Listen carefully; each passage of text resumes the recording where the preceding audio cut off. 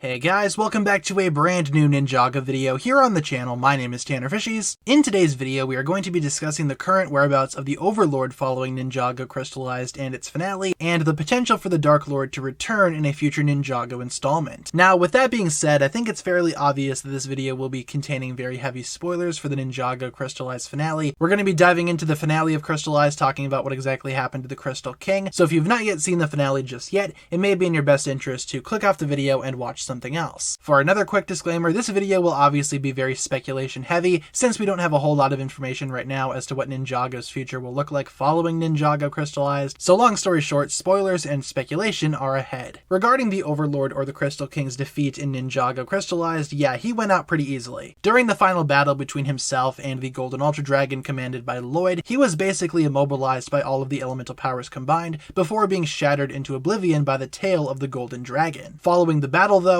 we are fairly uncertain as of right now where the Overlord is or if he's even still alive. However, we can infer based on previous Ninjago seasons and the lore surrounding the Overlord that we know of so far, he's probably still out there somewhere. The Overlord is part of the everlasting balance throughout all of Ninjago, the balance between good and evil. The balance more or less needs to be, well, balanced. It needs to be equal between both sides. And with that being said, since we still have descendants of the first Spinjitzu Master still alive following Crystalized, those of course being Garmadon, Wu, and Lloyd, I think it's safe to say that, yeah, the Overlord is still out there somewhere, probably in another dormant state. I mean, that is what happened last time, right? Following the defeat of the Overlord towards the end of Season 2, and including his other defeat at the end of Season 3, the Overlord kind of went into a dormant state, only first attempting to make his comeback during the Oni trilogy, as we saw throughout flashbacks in Ninjago Crystalized. And of course, the Overlord made his grand return in Crystalized itself, following a few years of build-up. With that being said, could the Overlord return again in the future? Honestly, it's very likely. The Overlord is one of those characters that can be defeated, but never destroyed, as was mentioned several times, and of course, thanks to the balance, the Overlord will always be in Ninjago in some way, shape, or form, whether in a dormant state or an active state. Following the Overlord's defeat towards the end of Ninjago Crystalized, yes, I think it's safe to say that he's still out there somewhere, awaiting his next return. Though I'm not really sure how to feel about that whole thing, to be honest. I mean, sure, the Overlord is always going to be around thanks to the balance, but in terms of behind-the-scenes stuff, and especially regarding the writing, that's not really the strongest way to write a villain. It is interesting though in terms of the Overlord always being a constant,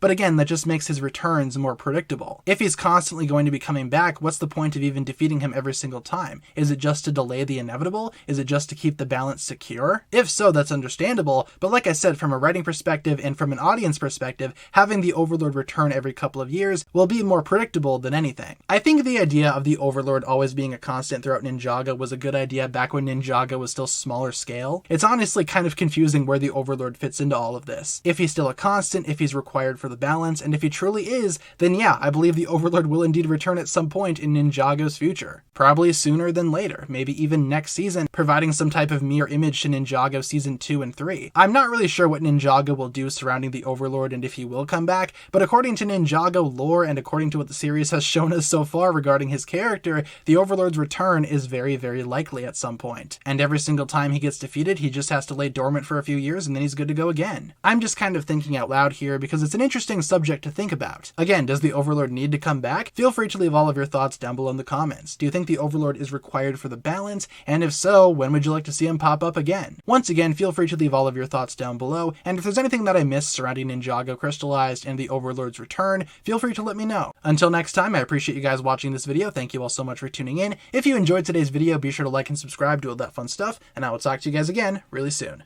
Peace.